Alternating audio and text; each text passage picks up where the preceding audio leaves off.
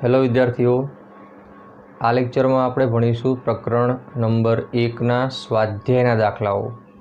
તો શરૂ કરીએ સ્વાધ્યાયના દાખલા નંબર 7 થી।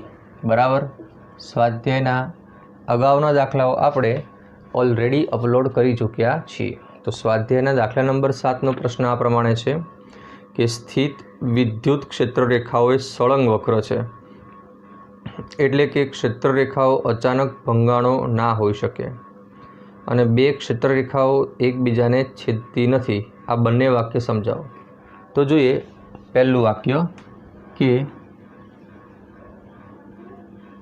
વિદ્યુત ક્ષેત્ર રેખાઓ સળંગ હોય છે।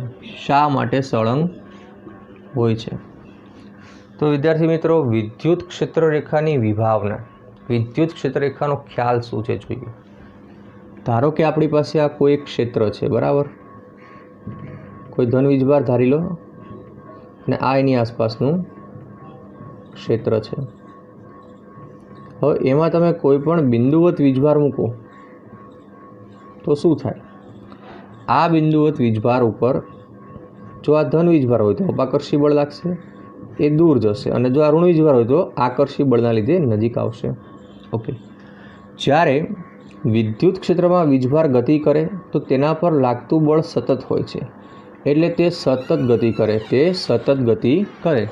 આ વીજભાર ક્યાંય કૂદકો નહીં મારે, અચાનક અહીંયાથી લઈને આ સ્થાને પહોંચી જાય એવું બનશે નહીં, એ સળંગ ગતિ કરશે। બરાબર, આ સળંગ ગતિ માર્ગને આપણે શું કહીએ છીએ? વિદ્યુત ક્ષેત્ર રેખા કહીએ છીએ।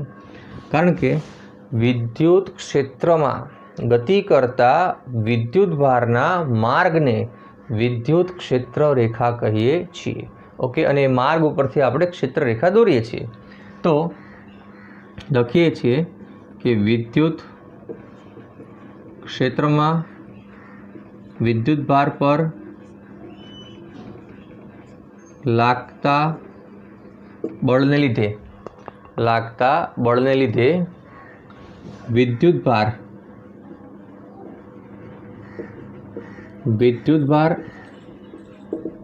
सळंग गति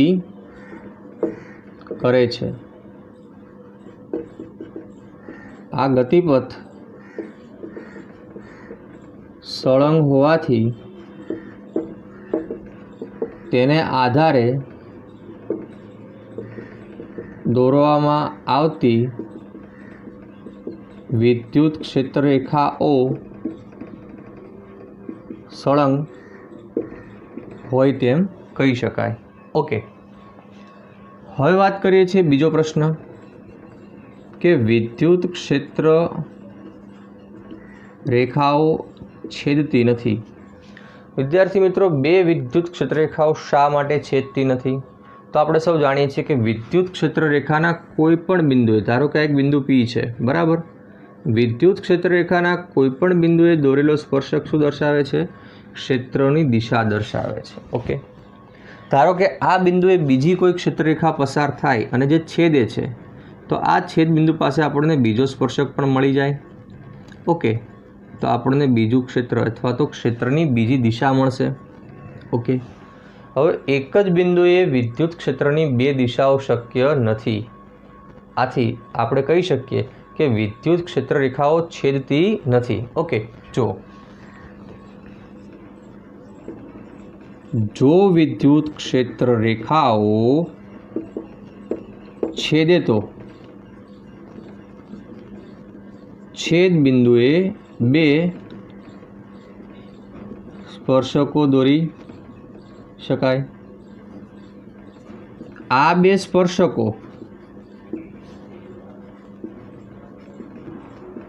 एक ज बिंदुए बे दिशाओ दर्शावे, एक ज बिंदुए विद्युत क्षेत्रनी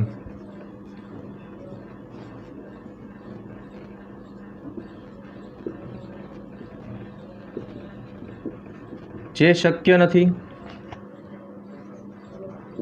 माटे कही शकाय कि बे विद्युत क्षेत्र रेखाओ छेदती नथी। ओके, तो खूब ज सरल समजूती है। विद्युत क्षेत्र रेखाओना लाक्षणिकता उपरथी आपणे आ प्रश्न लखी शकीए छीए। नोट डाउन करी लो मित्रों। ઓકે, આગળ વધીએ સ્વાધ્યાયના દાખલા નંબર 8 તરફ. ટેક્સ્ટબુક અને નોટબુક લઈને બેસવાનું રાખો વિદ્યાર્થીઓ. સ્વાધ્યાયનો દાખલા નંબર 8 આ પ્રમાણે છે. બે બિંદુવત વિદ્યુતભારો QA 3 માઇક્રોકુલમ અને QB -3 માઇક્રોકુલમ આપેલા છે. શૂન્યાવકાશમાં એકબીજાથી 20 સેન્ટીમીટર દૂર છે. રેખાના મધ્યબિંદુ O પર વિદ્યુત ક્ષેત્ર શોધવાનું છે અને જો આ મધ્યબિંદુ ઉપર 1.5 × 10⁹ માનવાળો એક ઋણ વીજભાર મૂકીએ તો તેના પર લાગતા બળની દિશા અને બળનું મૂલ્ય પણ શોધવાનું છે. તો પહેલાં તો આપણે આપેલી વિગતો લખીએ. અહીં પહેલો વીજભાર છે QA 3 માઇક્રોકુલમ, બીજો વીજભાર QB છે -3 માઇક્રોકુલમ. બંને વીજભારો વચ્ચેનું અંતર છે 20 સેન્ટીમીટર, તો આને કહીશું આપણે 0.1 મીટર. ચલો વીજભારની વાત કરીએ તો 3 × 10⁻6 કુલમ -3 × 10⁻6 કુલમ. ઓકે, હવે પહેલો કેસ જુઓ. આપણી પાસે આ એક રેખા ઉપર બે વીજભાર આપેલા છે. અહીં QA વીજભાર છે અને અહીં QB વીજભાર. O બિંદુ મધ્ય બિંદુ છે, બરાબર. હવે આપણે QAના લીધે O પાસે ક્ષેત્ર શોધવું છે અને QBના લીધે O પાસે ક્ષેત્ર શોધવું છે. તો આ બંને અંતર જાણતા હોવા જોઈએ. ચલો આને હું RA અંતર કહી દઉં, આને હું RB અંતર કહી દઉં, અથવા R1 R2 પણ કહેવાય. ચલો આ કુલ અંતર કેટલું હતું આપણી પાસે? 20 સેન્ટીમીટર, 0.2 મીટર. તો આ શું થાય? 0.1 મીટર. આ પણ થાય 0.1 મીટર. ઓકે, ચલો વીજભાર અને અંતર મળી ગયા. તો O બિંદુ પાસે ક્ષેત્રનું સૂત્ર શું બને? EO yes EA plus EB. અહીં આપણે વિદ્યુત ક્ષેત્રનું મૂલ્ય લખીએ છીએ, બરાબર. EA શું થશે? KQA/RA² KQB/RB². મિત્રો અહીં RA અને RB સમાન છે, બરાબર. તો એને આપણે R કહી દઈએ. શું કહીએ? R. અને Rને આપણે કોમન લઈ લઈશું તો K/R² થશે, QA પ્લસ QB. ચલો હવે જરા કિંમતો મૂકીએ. Kની કિંમત 9×10⁹. QA અને QB ના મૂલ્યો સમાન છે. જો 3×10⁻6 વત્તા 3×10⁻6. નીચે આવશે અંતરનો વર્ગ એટલે 0.1². ચલો વિદ્યાર્થીઓનો સાદુરૂપ આપો. કેલ્ક્યુલેટરથી સાદુરૂપ આપવાનું છે આપણે. તો તમે સાદુરૂપ આપશો તો તમને વિદ્યુત ક્ષેત્ર મળશે 54×10⁵. કેટલું મળશે? 54×10⁵ ન્યૂટન પર કુલમ, અથવા તો 5.4×10⁶ ન્યૂટન પર કુલમ. જો વિદ્યાર્થી મિત્રો અહીં નોંધ કરો, આ QB વીજભાર છે ભલે ઋણ હોય પણ આપણે અહીંયા એનું માત્ર મૂલ્ય લખ્યું છે, બરાબર. હવે વાત કરવી છે વિદ્યુત ક્ષેત્રની દિશા સાથે રજૂઆત. કારણ કે વિદ્યુત ક્ષેત્ર સદિશ રાશિ છે. સદિશને શું હોય? મૂલ્ય અને દિશા, બરાબર. જો મારે દિશા દર્શાવવી હોય તો હું શું કરીશ? E0 સદિશ લખીશ. હવે મૂલ્ય લખીશ. કેટલું મૂલ્ય છે? તો એનું મૂલ્ય છે 5.4×10⁶ ન્યૂટન પર કુલમ. વાત કરવી છે દિશાની, તો જો આકૃતિ ઉપર અહીંયા પહોંચી જાઓ. ચલો ધન વીજભાર છે, એ ધન વીજભાર છે તો તેની ક્ષેત્રરેખા ક્યાં હોય? બહાર તરફ હોય. તો આ EA ક્યાં હશે? ઉદ્ગમ બિંદુ તરફ. જ્યારે ઋણ વીજભારમાં ક્ષેત્રરેખા અંદર તરફ હોય તો એ પણ એની દિશામાં જ હશે. એટલે EA અને EB એક જ દિશામાં છે. તમે O પાસે ઊભા રહીને જુઓ તો EA અને EB એક જ દિશામાં છે, એટલે કે જમણી બાજુ છે. જમણી બાજુ મતલબ કે QA થી QBની દિશા. તો અહીં લખવાનું QA થી QBની દિશા. ચલો હવે જોઈએ ભાગ B. ભાગ B પ્રમાણે આપણે ફરી એકવાર આકૃતિ સમજી લઈએ. મધ્યબિંદુ ઉપર આપણને 1.5×10⁻9 મૂલ્ય ધરાવતો ઋણ વીજભાર આપેલો છે. ઓકે, આ બાજુ આપણો QA વીજભાર છે જે ધન છે, અહીંયા આપણી પાસે QB વીજભાર જે ઋણ છે. ઓકે, હવે વિદ્યુત ક્ષેત્રમાં આ વીજભાર આવી ગયો A અને Bના ક્ષેત્રમાં. તો તેના પર લાગતા બળનું મૂલ્ય શોધીએ. F0 = Q0 × E0. ચલો Q0ની કિંમત કેટલી છે? 1.5×10⁻9. ઓકે, હવે ક્ષેત્રની વાત કરીએ તો ક્ષેત્રનું મૂલ્ય આપણે હમણાં મેળવ્યું છે 5.4 × 10⁶ ચલો 5.4 × 10⁶ ચલો હવે આની ગણતરી કરીએ F0 × E0 તો એનું તમે જ્યારે કેલ્ક્યુલેશન કરશો તો એ વિદ્યાર્થી મિત્રો આવશે 8.1 × 10⁻³ ન્યૂટન। પણ આ તો માત્ર બળનું મૂલ્ય મળ્યું બરાબર। હવે તમે કહેશો કે સર દિશા દર્શાવી છે, કોઈ વાંધો નહીં, દિશા દર્શાવી દઈએ ચલો ને। તો અહીંયા આવતારો આકૃતિ ઉપર જુઓ, આ બંને ઋણ વીજભાર છે, તો ઋણ વીજભાર વચ્ચે કયું બળ લાગે? અપાકર્ષી બળ લાગે, એટલે બંને વીજભારો એકબીજાથી દૂર જશે અપાકર્ષી બળના લીધે, મતલબ બળ વિરુદ્ધ દિશામાં થશે। તો અહીંયા આપણું F0 પર લાગતું બળ આ બાજુ આવશે। એ જ રીતે આ જુઓ, ધન વીજભાર અને ઋણ વીજભાર તેના વચ્ચે શું થાય? આકર્ષી બળ, એટલે બંને એકબીજાની તરફ આવશે બરાબર। તો અહીંયા આપણી પાસે FB હતું, આ છે FA અને આ છે FO। ધ્યાનથી જુઓ, અહીંયા આપણી પાસે મધ્યબિંદુ પરના વીજભાર પર લાગતું બળ એક જ દિશામાં છે, ડાબી બાજુ છે। ક્યાં છે? ડાબી બાજુ, જે QB થી QA ની દિશામાં છે બરાબર। અથવા આપણે એવું પણ કહી શકીએ કે અહીં જે બળ લાગે છે વિદ્યુત ક્ષેત્રની વિરુદ્ધ દિશામાં। જરા જુઓ તો વિદ્યુત ક્ષેત્ર દિશા કઈ હતી? QA થી QB હતી। અહીંયા કઈ દિશા આવી? QB થી QA। તો કહી શકાય કે વિદ્યુત ક્ષેત્રની વિરુદ્ધ દિશામાં બરાબર। તો આ પ્રમાણે આપણે બીજો ભાગ પણ સોલ્વ કરી શકીએ। ઓકે વિદ્યાર્થી મિત્રો, ચલો લખી લો। આગળ વધીએ સ્વાધ્યાયનો દાખલા નંબર 9।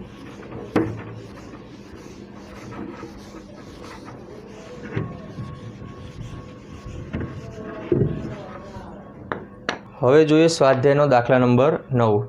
એક તંત્રમાં બે વીજભારો QA 2.5 10⁻⁷ કુલમ્બ અને QB -2.5 10⁻⁷ કુલમ્બ આપેલા છે। બંનેના સ્થાન સદિશો અનુક્રમે 0 0 -15 સેમી અને 0 0 +15 સેન્ટીમીટર આપેલા છે। તો તંત્રનો કુલ વીજભાર શોધો અને ડાયપોલ મોમેન્ટ શોધો। તો વિદ્યાર્થી મિત્રો અહીં આપણી પાસે બે વીજભાર આપેલા છે, તો પહેલાં વીજભાર લખી કાઢીએ। ચલો QA વીજભાર કેટલો છે? તો QA વીજભાર આપણી પાસે છે -2.5 10⁻⁷ કુલમ્બ અને QB વીજભાર છે -2.5 10⁻⁷ કુલમ્બ। ઓકે, QA છે ધન વીજભાર અને QB છે ઋણ વીજભાર।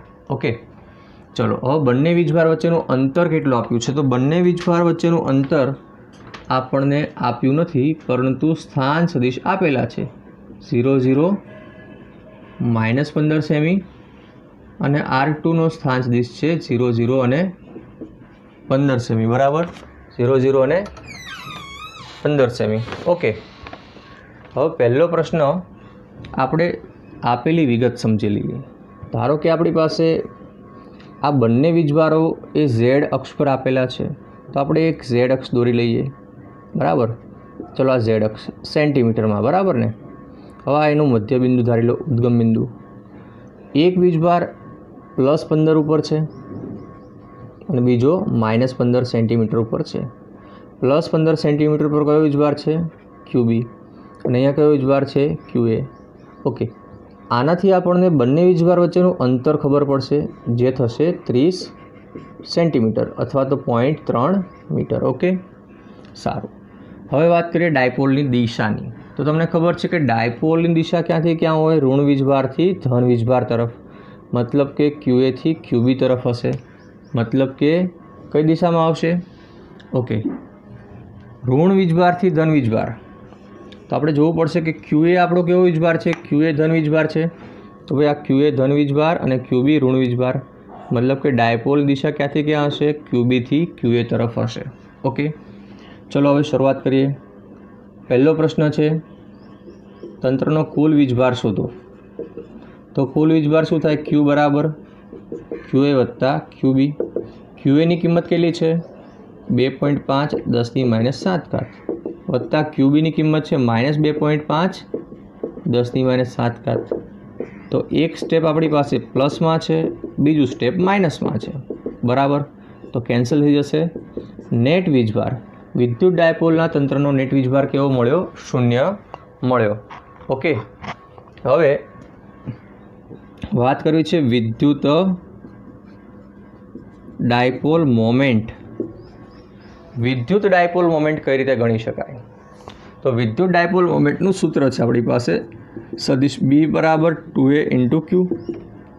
2A એટલે કે બે વીજભાર વચ્ચેનું અંતર કેટલું છે? જરા જો આકૃતિ ઉપરથી 30 સેન્ટીમીટર અથવા તો 0.3 મીટર. બેમાંથી એક વીજભારનું મૂલ્ય એ શું આવશે? 2.5 10⁻⁷. હવે વાત કરવી છે બેટા દિશાની.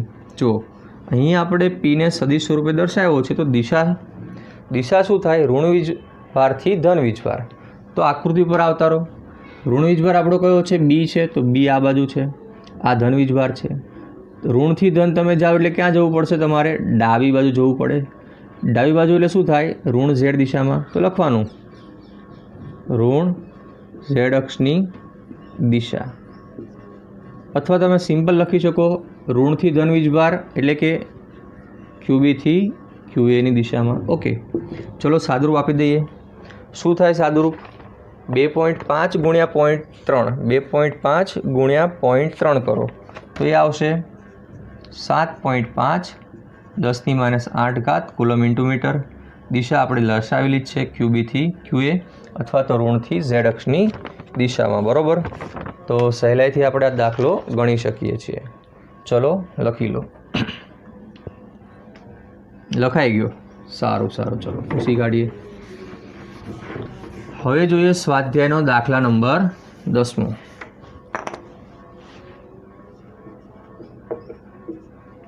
સ્વાધ્યાયના 10મા દાખલાનો પ્રશ્ન આ પ્રમાણે છે. ખૂબ જ નાનો દાખલો છે, પહેલાં આપણે એકવાર ગણી ચૂક્યા છીએ થિયરીમાં. 4 10⁻⁹ કુલમ × મીટરની ડાયપોલ મોમેન્ટ ધરાવતી એક વિદ્યુત ડાયપોલ 5 10⁴ ન્યૂટન પર કુલમનું માન ધરાવતા સમાન વિદ્યુત ક્ષેત્ર સાથે 30 ડિગ્રીનો કોણ બનાવે છે. તો ડાયપોલ પર લાગતું ટોર્ક શોધો. તો વિદ્યાર્થી મિત્રો, અહીં આપણે સમાન વિદ્યુત ક્ષેત્રમાં ડાયપોલ પર લાગતું ટોર્ક શોધવું છે. ઓકે, તો પહેલાં લખીએ ડાયપોલ મોમેન્ટ કેટલી આપી છે. તો ડાયપોલ મોમેન્ટનું મૂલ્ય એટલે કે P આપણને આપેલું છે 4 10⁻⁹ કુલમ × મીટર. વિદ્યુત ક્ષેત્રનું મૂલ્ય એટલે કે E આપેલ છે આપણને 5 10⁴ ન્યૂટન પર કુલમ. અને આ બંને રાશિ વચ્ચેનો ખૂણો થીટા આપણને આપેલો છે 30 ડિગ્રી. ઓકે, હવે વિચારો ટોર્કનું સૂત્ર શું થાય? તો ટોર્કનું સૂત્ર તો ટાઉ મૂલ્ય લખવું છે આપણે, તો લખાય P E sin θ. ચલો, P ની કિંમત કેટલી છે? 4 10⁻⁹. E ની કિંમત કેટલી છે? 5 10⁴. અહીં આવશે sin 30 ડિગ્રી. ચલો, 5 ચોકું 20. હવે 10⁻⁴ જુઓ જરા, અહીંયા -9 + 4 એટલે -5 આવશે. sin 30 છે આપણી પાસે 1/2. ચલો, 2 × 10 કરો તો 20 થાય. 10⁻⁻ શું આવશે? સોરી, અહીંયા 10 આવશે, અહીંયા -5, તો 10⁻⁴ ન્યૂટન × મીટર આટલું ટોર્ક લાગશે. Okay, complete. ચલો નોટ ડાઉન કરી લો. આગળ વધીએ સ્વાધ્યાયનો દાખલા નંબર 11.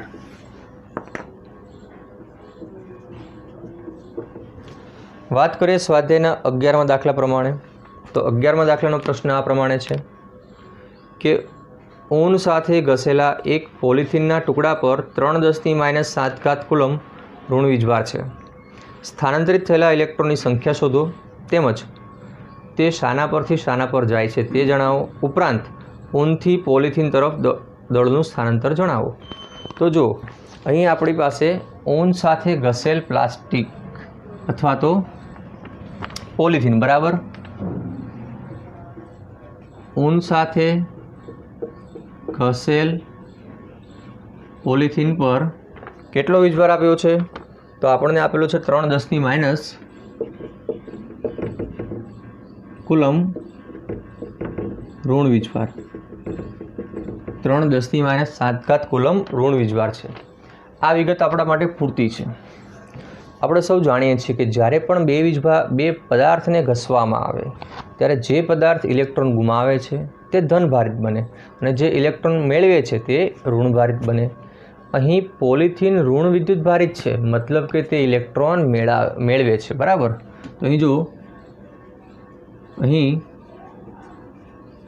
પોલિથીન ઋણ વીજભારિત છે માટે તે શું કરે છે? ઇલેક્ટ્રોન મેળવે છે. તો ખબર પડી ગઈ કે પોલિથીન ઉપર ઇલેક્ટ્રોન આવે છે. બરાબર. કેટલા ઇલેક્ટ્રોન મેળવે છે? તો એના માટે સૂત્ર છે ક્વોન્ટમીકરણનું Q બરાબર NE. ચલો nને કરતાં બનાવો શું થાય? Q/E. Qની કિંમત આપણને આપી છે 3 × 10⁻⁷. બેટા E કેટલા થાય? 1.6 10 - 19. ચલો ફટાફટ કેલ્ક્યુલેશન કરો. 3 × 10⁻⁷ છેદમાં 1.6 10 - 19 શું આવશે? ઓકે, 1.875 10⁻12 આટલા ઇલેક્ટ્રોન એ મેળવે છે. બરાબર. મતલબ કે ક્યાંથી ક્યાં ટ્રાન્સફર થયા? તો ઊન પરથી પોલિથીન પર 1.875 10⁻12 ઇલેક્ટ્રોન ટ્રાન્સફર થયા. હવે જો ઇલેક્ટ્રોન જ્યારે ટ્રાન્સફર થાય ત્યારે ઇલેક્ટ્રોન પોતાનું દળ લઈને જવાના છે. એટલે જેટલા ઇલેક્ટ્રોન પોલિથીન પર વધે એટલું પોલિથીનનું દળ વધે. તો પોલિથીનના દળમાં વધારો અથવા તો પોલિથીનના દળમાં વધારો અથવા તો આપણે લખીએ ટ્રાન્સફર થતું દળ કેટલું હોય? જેટલા ઇલેક્ટ્રોનની સંખ્યા અને ઇલેક્ટ્રોનનું દળ. ઇલેક્ટ્રોન્સ કેટલા હતા આપણી પાસે? 1.875 10⁻12 અને દળની વાત કરીએ તો ઇલેક્ટ્રોન દળ આપણે જાણીએ છીએ કેટલું છે? 9.1 10 - 31. ચલો ફટાફટ સાદુરૂપ આપી દઈએ. આનું શું આવશે? યસ, લગભગ 17 10 - 19 કિલોગ્રામ આવશે. ઓકે. તો વિદ્યાર્થી મિત્રો, આ પ્રમાણે આપણે આ જવાબ લાવી શકીએ છીએ. ઘણી રેફરન્સ બુકોમાં આ જવાબો રાઉન્ડ ઓફ કરીને આપેલા છે. એટલે અહીંયા તમને જો 20 10 - 19 2 10 20 એવા પણ જવાબ મળશે. બરાબર. તમે કોઈ પણ જવાબ રાખી શકો છો. જવાબ નજીકનો હોવો જોઈએ. સારું, ચલો લખી નાખ્યું. ઓકે. હવે વાત કરીએ છીએ સ્વાધ્યાયના 12મા દાખલાની. વિદ્યાર્થી મિત્રો, અહીંયા હું એક વાત કહીશ કે સ્વાધ્યાયનો 12મો દાખલો અને 13મો દાખલો એ બંનેમાં આપેલી વિગતો સમાન છે. બરાબર. તો બંને દાખલા સળંગ જોવાનો પ્રયત્ન કરજો. સ્વાધ્યાયના 12મા દાખલાની વાત કરીએ તો સ્વાધ્યાયના 12મા દાખલાનો પ્રશ્ન આ પ્રમાણે છે. આપણી પાસે બે અલગ કરેલા કોપરના ગોળાઓ A અને B છે. તેમના વીજભારો 6.5 10⁻⁷ કુલમ છે. તેમના વચ્ચે 50 સેન્ટીમીટર અંતર છે. આ અંતર ત્રિજ્યાની સરખામણીમાં મોટું છે. ત્રિજ્યા અવગણી શકાય તેવી છે. આ બંને ગોળા વચ્ચે આપણે વિદ્યુત બળ શોધવાનું છે. બીજો ભાગ એવો છે કે જો આ વીજભારના મૂલ્ય બમણા કરવામાં આવે અને અંતર અડધું કરવામાં આવે તો બળ શું થાય? તો જોઈએ સ્વાધ્યાયનો 12મો દાખલો. તો વિદ્યાર્થી મિત્રો, પહેલાં તો આપણે વિગત લખીએ. અહીં QA QB બંને ગોળા પરના વીજભાર સમાન છે. તો બંને ગોળા પરના સમાન વીજભારો શું આપેલા છે? ચલો લખી કાઢીએ. 6.5 10⁻⁷ કુલમ આ પ્રમાણે છે. આ QA અને આ QB અને બંને વચ્ચે તમને અંતર આપેલું છે 50 સેન્ટીમીટર. કેટલું આપ્યું છે? 0.5 મીટર. ઓકે. તો R લખીશું આપણે 50 સેન્ટીમીટર 0.5 મીટર. પહેલો પ્રશ્ન શું છે? તો પહેલો પ્રશ્ન છે કે તમારે બે ગોળા વચ્ચે લાગતું વિદ્યુત બળ શોધવું છે અથવા અપાકર્ષી બળ. શું થશે? F1 K QA QB/R². બરાબર. QA અને QB સમાન છે તો શું આવશે? K Q²/R². ચલો Kની કિંમત કેટલી હતી આપણી પાસે? 9 10⁹. વીજભાર કેટલો છે? વીજભાર છે આપણી પાસે 6.5 10⁻⁷ સ્ક્વેર કરશું, સમાન છે એટલે r છે 0.5. ચલો આ પદનું સાદુરૂપ આપો. શું આવશે? આ પદનું સાદુરૂપ શું આવશે વિદ્યાર્થીઓ? વિચારો. 15.21 10⁻³ આવ્યું, રાઈટ છે. અચ્છા, આવું બી લખાય 1.521 10⁻² ન્યૂટન. ઓકે, છે ને સિમ્પલ. શું કર્યું આપણે? માત્ર ને માત્ર કુલમનો નિયમ લગાડ્યો. હવે વાત એવી છે કે બીજા કેસમાં વીજભારોના મૂલ્યો બમણા કરી તેમની વચ્ચેનું અંતર અડધું કરતા નવું બળ શોધો. વિદ્યુત ભારોના મૂલ્યો બમણા કરી તેમની વચ્ચેનું અંતર અડધું કરતા નવું બળ. તો નવા બળને આપણે F2 કહીએ. જુઓ, મૂલ્ય બમણા કરીશું કે 2qa 2qb નીચે r/2 સ્ક્વેર. ઓકે, જો 2 સ્ક્વેર 4 થાય, એ ઉપર જાય. 4 × 2 8, 8 × 2 16, તો 16 વખત કે QA QB / r સ્ક્વેર આવશે. વિદ્યાર્થી મિત્રો ધ્યાનથી જુઓ, આ જે પદ છે એ કેવું છે? F1 જેવું છે કે નહીં? તો કહી શકાય કે અહીં બળ 16 ગણું થાય છે, પ્રારંભિક બળ કરતાં 16 ગણું થાય છે. તો અહીં તમને એક MCQ મળી ગયો કે જ્યારે બે વીજભારો વચ્ચે અથવા બે વીજભારિત પદાર્થ વચ્ચે અમુક નિશ્ચિત અંતર હોય ત્યારે લાગતું બળ F છે. હવે વીજભારના મૂલ્ય બમણા કરવાના અને અંતરનું મૂલ્ય અડધું કરીએ તો નવું બળ કેટલું થાય?